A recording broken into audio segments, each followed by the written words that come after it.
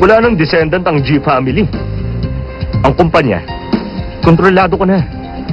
Tapos nun, ang Jammu Island, o kahit interesado ka sa ibang property ng kumpanya, pantapon ng basura, ibebenta ko sa'yo.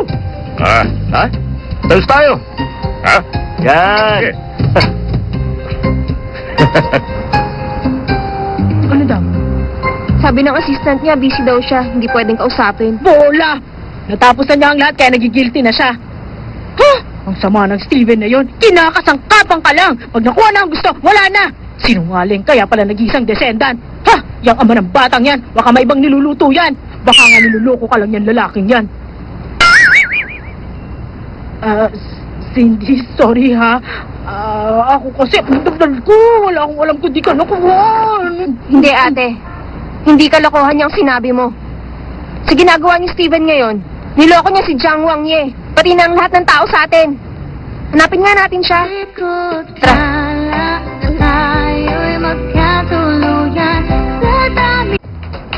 Ay, bilis. Teka po, anong kailangan nyo? Ate, bulag ka ba ha? Asawa ng direktor yata itong kasama ko, no? Nandito kami para awayin ng asawa niya. Tabi dyan! Teka, asawa ng direktor? Sorry, nagbaba ng utos ang direktor. Busy raw, bawal ang bisita, kahit sino. Oh, yan ang sinasabi mo. Kailangan pa ba ng babae ng appointment para makita ang asawa niya? Tabi! Ate! Pero Mrs. Teka! Oh, ang baby sa loob ng tiyan ko, pinsan lang naman ang successor ng kumpanyang to. Mahiya kayo. Ate, pasensya na.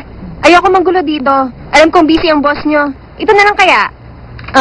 Pakihatid na lang tong mensahe sa kanya. Galing sa akin, Kamo. Alam niya ang ibig sabihin nito. Pwede mo kong gamitin. Pero bakit mo ako niloko? Ano ka ba naman, Cindy? Niloko niya ang templo. Tapos, kukonsensya mo ba siya dito? Hindi mo siya masasaktan sa sinulat mo dito. Akin na nga yan. Akin na.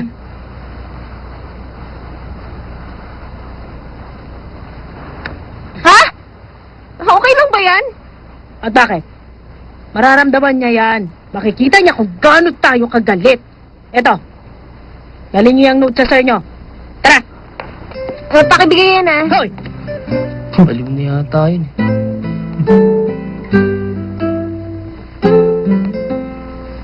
Grandma! Lumiit na ang sabon! Mauubos na! Nako, natatakot ka ba na baka mawala yan? Ayos lang. Oo. Yan, eto oh. Ipapahid natin yan dito sa malaki. Tapos, lalaki, oo. Ayan, tingnan mo. Magkatikit na sila ngayon. Kita mo? Malaki na ulit ang sabon. Wow! Oo nga! Grandma, ang galing-galing mo! Paglaki mo, dapat parang ganyan ka rin. Palalakihin mo ang maliit na sabon para magamit pa ulit ng baby mo. At nang sa ganon, ikaw si grandma at grandpa at ang sabon na ginawa pa ng mga ninuno natin, hindi na mawawala pa kahit kailan. Lagi nakadikit sa next generation. Yan ang tinatawag na inheritance ng G family. Alam mo na? Inheritance? Inheritance? Dapat to hindi maputol yon. Oo.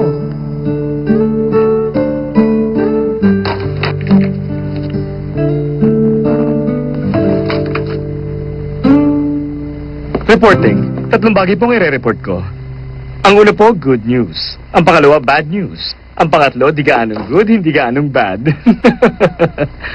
Anson, huwag ka nga muna magpatawa dyan. Ganun po ba? O sige, para masaya, una ko sasabihin ng good news. Sir, ito kasi, ang balita ko, bukas na gagawin ang annual medical conference ni Dr. Howe. Ibig sabihin, may isa pa tayong araw para mag-isip kung paano siya mag-e-endorso ng produkto natin, ang Inheritance Handmade Soap sa medical conference. Yan ba ang good news? Yan ang bad news? Ang bad news naman, matapos kanyang i-reject kaninang hapon, nakarating agad ang balita doon sa kalaban natin na soap manufacturer. Kaya, ginamit nila yun ng pagkakataon para kunin si Dr. Howe na mag-endorse ng produkto nila. Anson, sir, basta may oras pa, may chance pa. Alamin mo nga yon, kung anong oras yung medical conference bukas. Kakausapin ko siya sa bahay niya bukas. Maganda ka ng sample ng inheritance. Bigyan mo ang lahat ng mga doktor sa conference. Naisip ko na po yun. Marami na akong hinanda na sabon. Nasa kotse na, ready for tomorrow. Okay. Meron ko pang pangatlong balita, hindi ba? Oo, sir. Nalaman na yata nung asawa niyo ang totoong dahilan, kaya pumunta kayo ron sa workshop ni Dr. Howe dahil may ibang dahilan bukod sa kanya. Paano mo alam? Nandyan po siya sa ibaba kanina. Babasahin ko pa ang libro ni Dr. Howe. Kinukulang na nga ako ng panahon. Tapos po, problemahin ko pa siya ngayon. Palayasin nyo! Sir, okay lang. Umalis na siya. Teka. Meron nga pala siyang iniwan. Sticky note.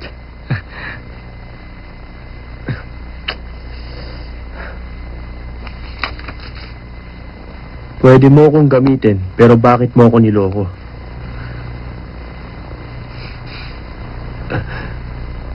Ipapa-abort ko ang bata. Anong sabi niyo, sir? Ipa-abort daw niya! Ipa-abort ang ano? Yung bata! Sir? Sir? Pamasahe, oh!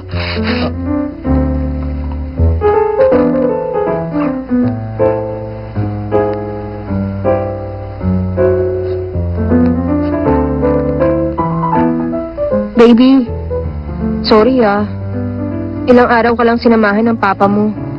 Niloko kasi tayo ng papa mo eh. Kailangan umalis na tayo.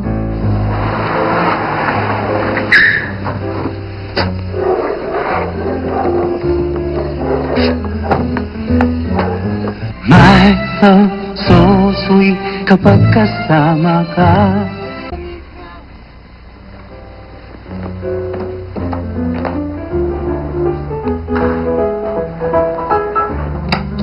Hoy!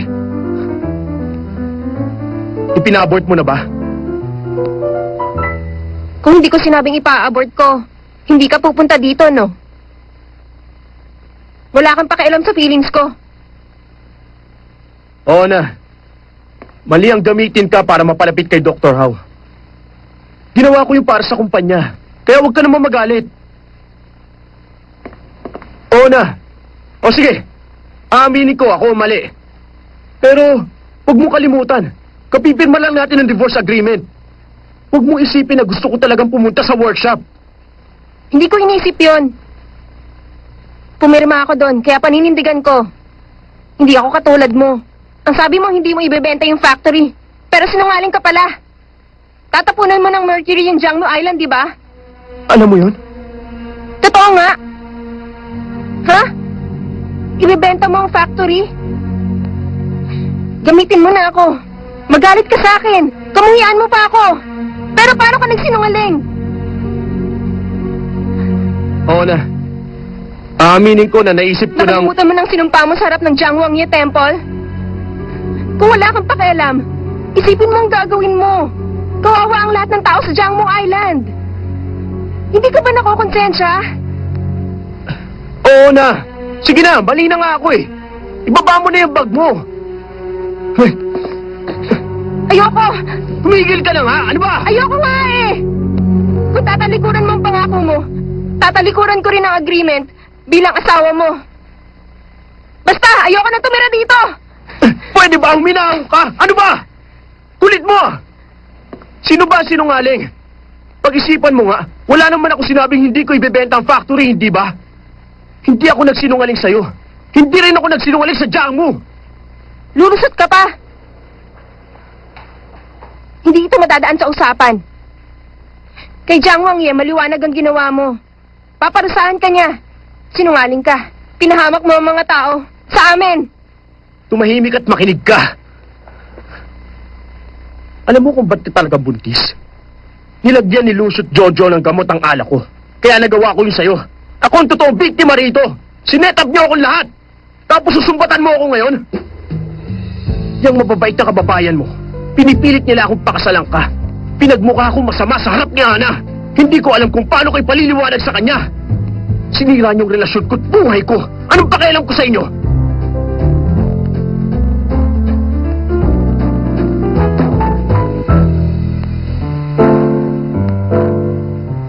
Sige. Gusto mong umalis? Tutulungan pa kita.